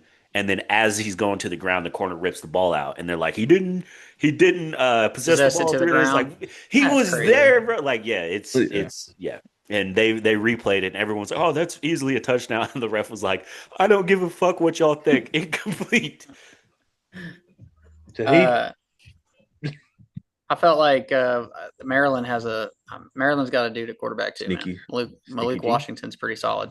He looked really good. And Maryland's one of them teams, man. They're fun to watch when they get hot and they have a good year. Yeah, because they're it doesn't happen often. Yeah. Doesn't happen often. Maryland will always be like a decent competitive team, but they never they never just kind of get over that hump, so to speak. I can't believe Stephon Diggs was there, bro. That's still one of the wildest ones that he was there. One of the last things, if we got time to touch on, Go ahead. One of the topics was we're talking about sports a lot. We talk about players, how they react, how they execute, mental, physical, all those things. Something that we had highlighted was your favorite coaches growing up, the people that impacted you, that helped you along the way, that made you a better athlete, a better human being, and kind of gave you life lessons. And maybe if we have enough time to speak on one of our favorite athletic memories, I think we all have funny ones, and I think we all have dope ones. So if we got a chance to, 2 of the 3 of us became best friends after one of mine. 2 out of the 3. If I had to pick a coach, So I will say I was a little shit growing up. Obviously, I loved football. My uncle was my coach, so like I wasn't really coached. I was threatened. So it was like, I was intimidated yeah, into yeah, doing yeah. the right So thing at the right and time. then like junior high and shit, my coaches were dookie. Yeah, Kent Hickson, if you're listening. Um, but the Make sure you first text them and share it. the first coach that I was like, he made an impact on me was Coach Kirk. Coach Kirk was the first coach that I had that actually was like, you're good enough. Like everybody else sucks. But he was the first one that was just kind of like, no, you'll be able to play in high school. Don't worry about it. Like you're good enough. Just because you guys suck and you're getting the shit kicked out of you by teams, like you're good enough. It's just again, you're not surrounded by the best. And so like you'll be fine. And then he kind of put it in like put that on me. God. But yeah, like Pause. yeah, for real, for real. But he like I'd say him. It's real easy for me to say Coach Bacon because Coach Bacon just like liked me from the beginning. But like the first coach that left an impact on me was him because he just actually believed in me. And then favorite memory. This is crazy. So senior year playing football, we're in Morris, and Morris has probably the fastest human being I've ever seen alive. And homeboy, he does have, he Spectacular. like I have this tape too, and he ran through our entire team. Like that's we had clawed back into this game too, and it's a damn quarterback draw, and everybody on the defense has him, but that's not the play, right? But this dude's playing safety, and our quarterback lays a post to at the time one of my best friends, Dre, and this dude he lays it on Dre. Dre that can't catch it. He's down. Both of them are down. Like he hit him so fucking hard. I was like, oh my god, Dre may be dead. So 2 plays later, I'm like like on the sideline, like what's the play so I can run it in. Coach Bacon calls the same play, and it's me there now, and I'm like, fuck, fuck. I went as far to the sideline as possible because I was like, I'm not going to Get this the safety. OU wide So, bro, splits. I basically ran the skinniest post of all time. Jack threw it to me. I catch it and immediately look up and don't see him. And then there's nobody and then score. And I just kind of was like, oh, damn. And I can remember right after we get to the sideline and they're like, we need to make a play. And he threw the laziest pass ever. So I guess he thought the receiver burnt me. I picked it off. The dude spun me around like 5 times. Everybody thinks I'm down. I'm still up. I cut through back across the field. I'm trying to stiff arm just him, the quarterback dude. One like if I get by him, it's another touchdown. He grabs me and slings me down like a rag doll, and my cleat flies up in the air. And on film, Bacon was like, "You need to learn how to tie your damn shoes."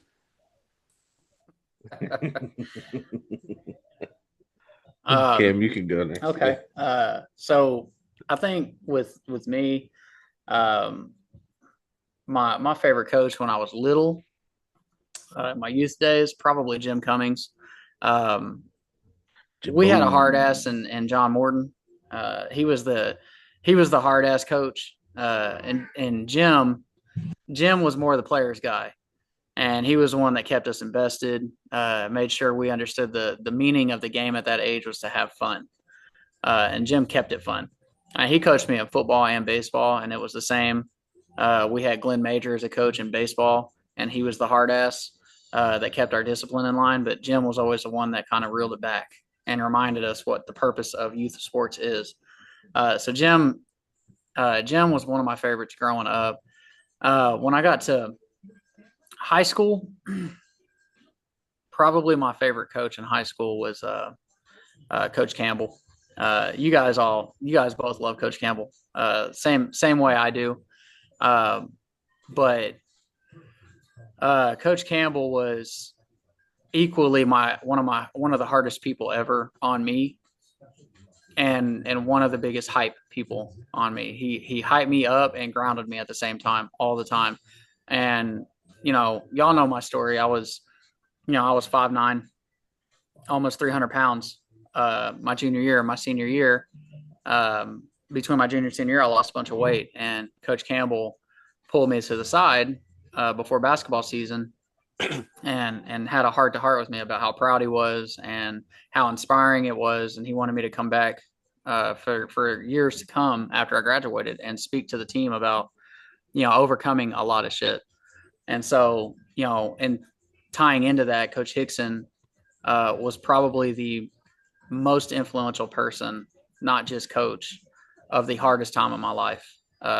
When my dad passed away, and I was quitting sports. My grades were faltering, and I remember he pulled me to the side and chewed my ass in the middle of school because he knew I was better than that. I was a better person than that, and I was allowing my dad's death to be an excuse, to be a crutch, and he reminded me that I cannot let it be an excuse to fail. So Hickson was another one that will always mean the world to me because he kind of helped fill shoes that were taken from me. Also, I was having an asthma attack in 8th grade running mountains, and Hickson yelled at me and told me to keep running. I almost died. So Hey, I Believe in love you, yourself. That's Hickson. what he was teaching. Hickson, I love you, but this is the reason that I fuck you, Hickson. Freshman year in Jones, I get a kickoff, and I I think I'm gone, right? And I get caught at like the 10, and I run to the sideline because I'm out of breath, just a freshman. Run to the sideline, and I'm like, and he was like, if you were really fast, you would have been gone. And I was like, fuck you. Like that in my head, I was like, fuck you. So then my senior year, I ended up running a kickoff back. And after I ran the kickoff back, I ran to the sideline and I was like, you still think I ain't got them burners, Hickson? Huh? And that's why You still still to think this I ain't day, fast yeah, enough? still to this day in fantasy football, y'all know what the time it is when I play Hickson. So, but go ahead, Isaiah. It's gonna be kind of funny. Just with I obviously moved a little bit whenever I was as a youth. So I went from Amarillo to San Antonio, then to Wellston. Biggest culture shock of my life at that time. I thought white people all lived on farms and listened to country oh music. shit, The very man! first time I heard a white dude like listening to rap, it confused me. I was like, what are they? Why are you doing that? That's not right. That being said, I didn't know what like never played any youth ball, never did anything like that. And I think it shows to this day because I got I have I don't know half of the form or whatever the hell I'm doing. But I still can consider myself semi athletic enough to pass. uh, Um man. that being said, I mean I went to Wellston. We didn't win a lot, didn't have a lot of successes. But nevertheless there was a couple coaches that I really enjoyed being around and really kind of one my our high school football coach. His name was Lloyd Leap, and he could have turned tail and quit on us after like my freshman year, but he wanted to stay. For the simple fact is, he wanted to see us see it through with the team, and we weren't good. The best season we had all through high school was we won 2 games one year. Let's Um, go. so my freshman year was 0-10, then we went 1-9, then we went 2-8, then we went 1-9, then we went 2-8 again. So not a lot of dubs we're catching. That being said, that man told me something that would always stick with me,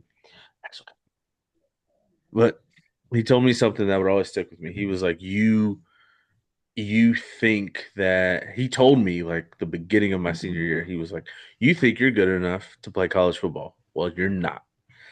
And I was like, well, fuck you. In the back of my mind, what he was saying is he was like, you're not good enough now. You have to show me that you're good enough. And I did my best to prove that to him. Now that didn't end up working out for me. I didn't, you know, make anything of that, but he always instilled in me that he was going to be there for me. And that was one of the biggest things that I needed, especially considering like, not trying to get too sentimental, but some of the things that I was dealing with whenever I was in high school. And for basketball, it was like a coaching carousel. We had different basketball coaches every year. The Browns. That's what it looked like. But Same colors. But I will say that Coach Purdue was somebody that stuck it out with us that loved us as kids. Whoa, that sounded weird. But loved the people that he loved coaching us. And it always helped me along. He always believed in, the people that he was coaching. And surprisingly, I went I lived in Chandler, so I went to Chandler a lot. And Coach Campbell was always somebody that never coached me a game. Never was around me. He just saw me play, but he held me accountable the same way that Cameron was talking about. And so he's one of those people that I've always like he's treated me like I never like didn't go to school in Chandler. Yeah. Every time it's all love. It's hey, how are you doing? Coach How, back. I seen you got married. How's the wife? How's everything? He's that type of person, and I think it's absolutely criminal that he left. Yeah. He didn't leave. They Stroud. forced him out, but we ain't gonna go into Yeah. politics. But both of y'all I- have to give y'all's favorite athletic memory. I Oh. have three, and I'll try and keep them quick Oh, because you're I know good. that's a lot. I only have one. Before There's I only get one into for my me. three, one of my it's sports related, but it's not organized sports related.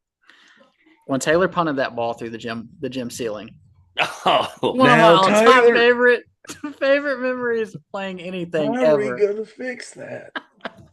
I Uh, mean, Phil, As anybody the calmest else? I've ever seen Coach Campbell in a moment where he should have fucking raged. yeah, because he usually he would come unglued. Bro, I was like, oh shit. Coach I think he Campbell's was mad. just shocked. I think he was just so shocked that he just had a roid rage and just For no punted the reason. ball.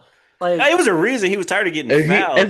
they called the foul. That Yeah, was the well, thing. I think what pissed him off because remember this is pre-breakaway foul is Yeah. Yes. what they were doing is we would get a fast break and then they would just foul us because they were we're not giving up easy buckets and it's like no, actually defend the goal.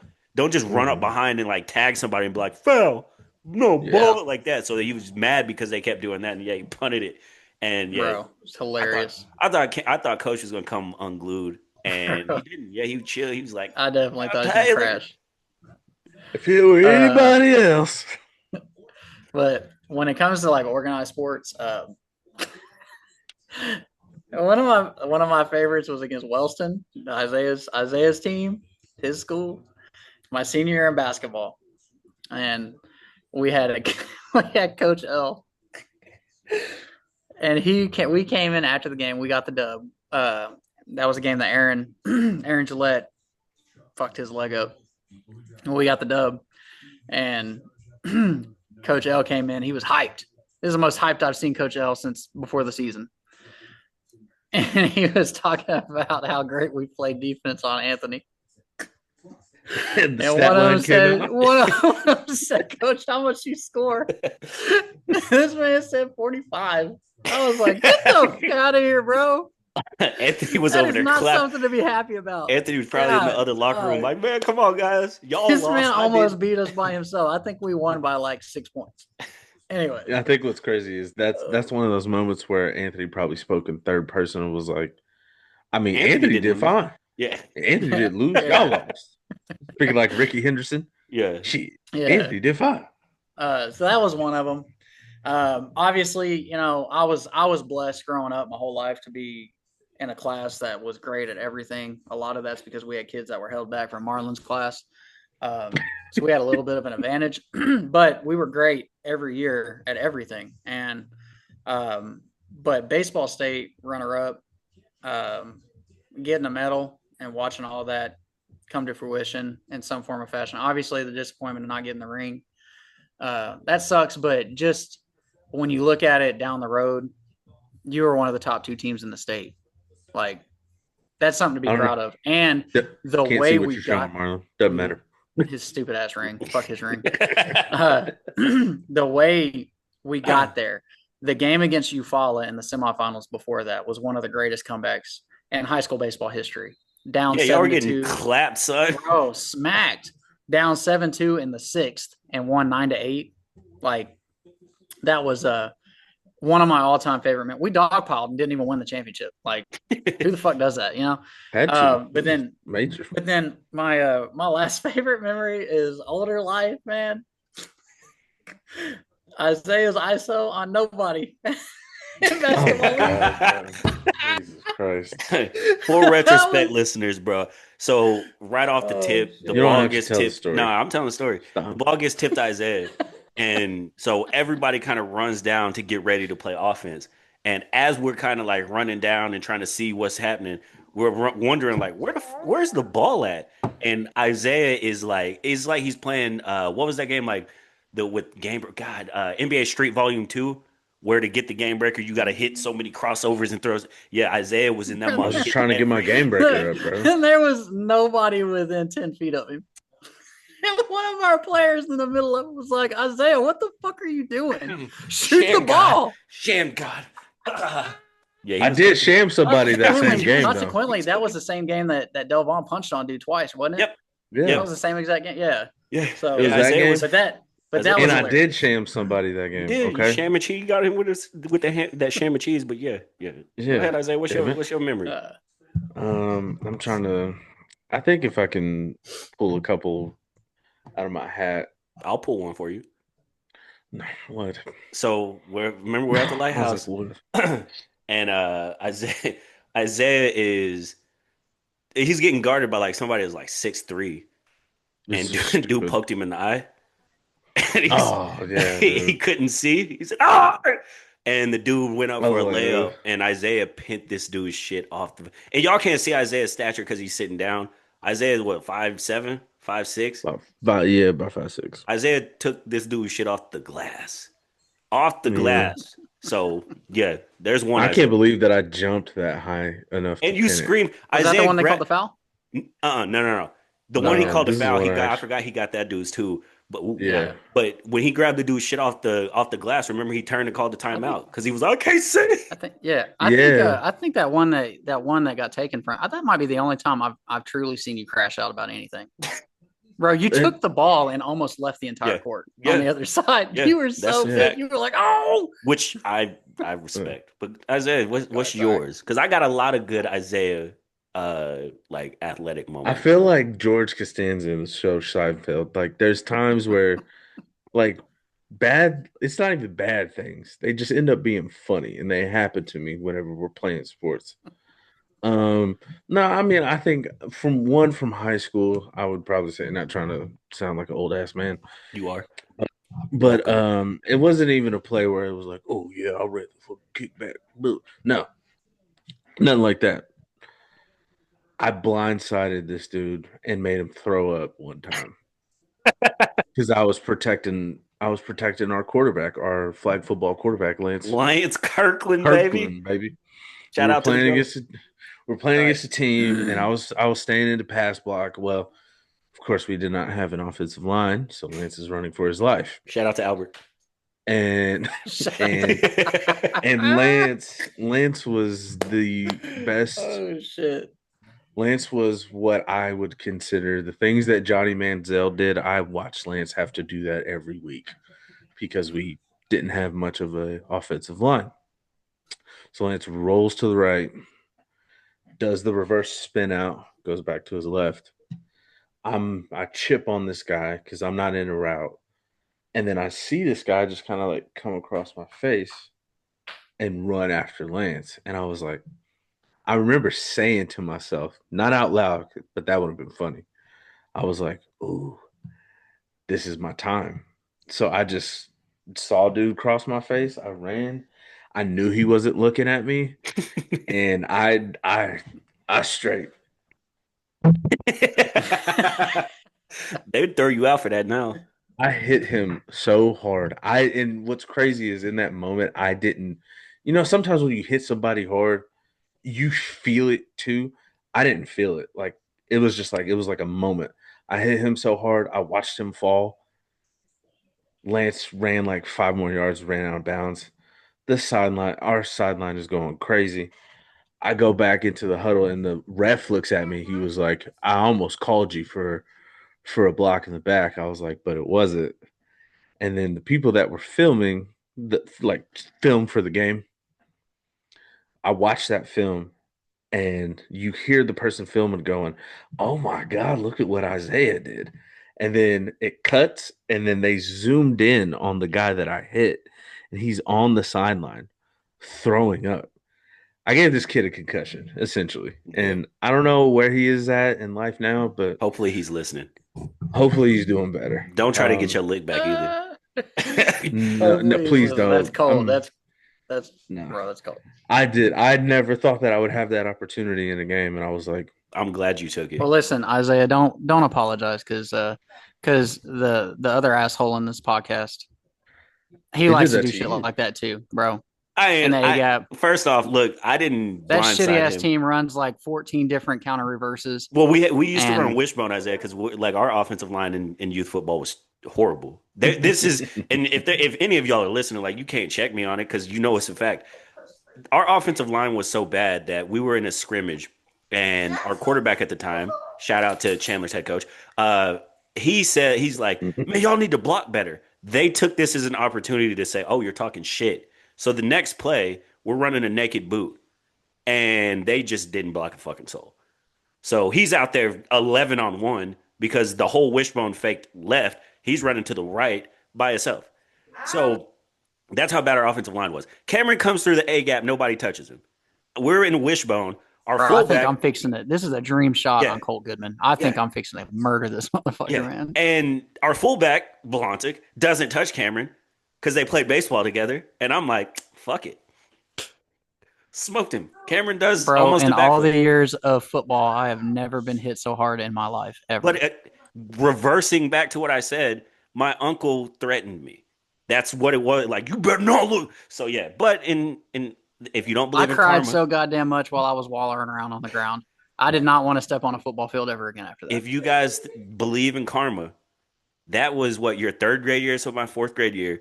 3 years grade, yeah. later, I'm practicing as a seventh grader, and we're scrimmaging the eighth grade. The eighth grade has Cameron's older brother. My team's on defense. Their quarterback is scrambling, and I'm trying to chase him. And I seen him step just to the left. And as he stepped to the left, all I see is a fucking helmet. And it like I don't even remember how hard he hit me. And I don't remember a lot after seeing his helmet, except coming to on the sideline, holding my ribs like ooh, I got a juicy one. This is my other favorite memory. I was a junior in high school, and we were playing the cheese capital of Oklahoma, aka Watauga. And I am playing linebacker, and running back's trying to run in the end zone. So we kind of like meet at the goal line, and I'm like, okay, I'm gonna sling him out. I'm gonna throw him out of the end zone so he doesn't score. As I'm doing that, shout out to David Dinsey. He comes and crashes down and was like, no, he's not gonna get in the end zone, and I don't care who I hit to make sure he doesn't get in the end zone. And he hit me so goddamn hard that my helmet shifted and I was looking out of my ear hole like this. And I remember coming to, and I couldn't open my left eye. And I was screaming, concussed. exactly. Lights went out. Nobody was home. Have And you? Oh, go ahead. My fault. I didn't mean to cut you off. Go ahead.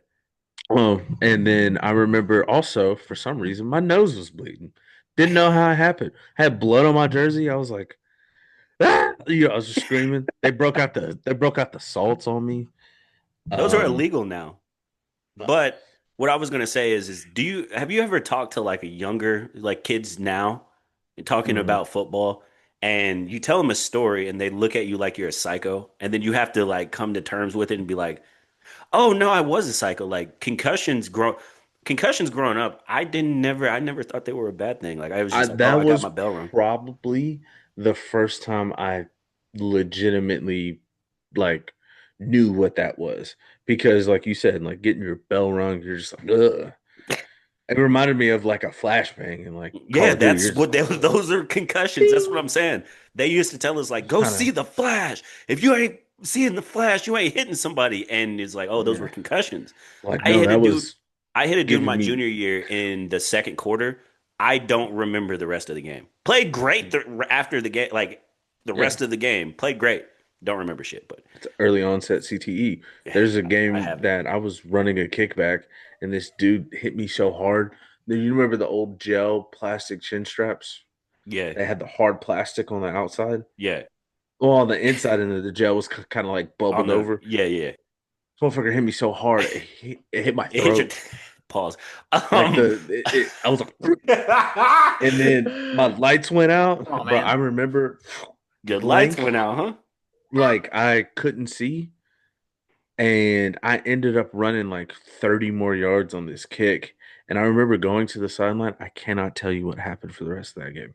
Concussions, bro. I had to watch it on the film. I was like, That's I thought he hit me and I fell. mm, I, mm, But then my eyes opened and I was like mm, 30 yards down the field. I was like, mm. don't one know of how the that happened. one of the ones I forgot about real quick. I'm not going to dive into context or anything, but the I am Durant game will always be one of my favorite basketball games I ever played.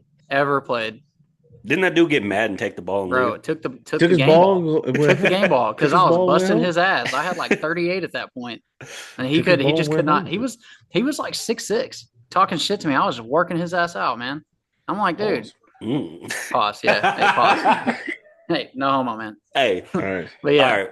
Well, fellas, we've been going. It's glad we could redo it, and I know, and we all know that we're recording right now. But Yes, I is there see the anything y'all little want to? red dot. Yeah, is there anything y'all want to listen? Leave the listeners with. I'll start. Just appreciate you guys for tuning in, giving us a listen. This is something we've always talked about doing a long time ago when we were friends, just even at parties and stuff when we first all kind of clicked. Um, we're just an entertaining group, and everybody tells us that. So it's been something we've wanted to do for a long time, and so finally getting to put it in work and see it come to fruition is exciting to me. So I really hope everybody that listens enjoys it. I hope that um, our opinions are not the Bible. So Facts. uh, appreciate giving it a Please listen. don't please don't quote me on everything. Understanding the understanding our opinions, and hopefully we can continue to give out some fun content and keep you guys invested. And we just be bullshitting half the time, so don't take what we say serious. Shit. Yeah, it Please ain't that don't. fucking serious. Yeah. Yeah, it ain't that deep. Kendrick Lamar, it ain't that deep. It ain't that deep. Pause. I think the last thing I'll leave the people with is, man, it's always fun to do this. I think we have good chemistry. Let's just keep riding the wave. Pause. About That's too much, bro. I didn't think. Yeah, you said riding the wave. I'll give you that one. If you would have just said let's just keep riding it, then that's a different story. no, well, I just had to make sure, that y'all are the eyes. You might not be looking at me, but the ears are still working. Oh, I can hear you. Trust No, me. I think overall, man, I really hope that we can continue with this momentum of what we're doing, building on it. I'm still telling people about it. I got a mic, so I don't sound as nasally as I did in the first episode. Hopefully, there's a little more clarity, and I'm distancing myself from the mic a little bit. Man, fuck what everybody's talking about. But But no, I'm the same way. Glad to be able to do this. Look forward to doing it every week. And the last thing I'll say before we wrap is gentlemen, another RIP to Ken's Pizza. My stomach is bubbling. It's been, and so bubbling. I'm gonna go handle that. I'll see y'all later and talk to y'all next week. I'm out. All right, man. Deuces.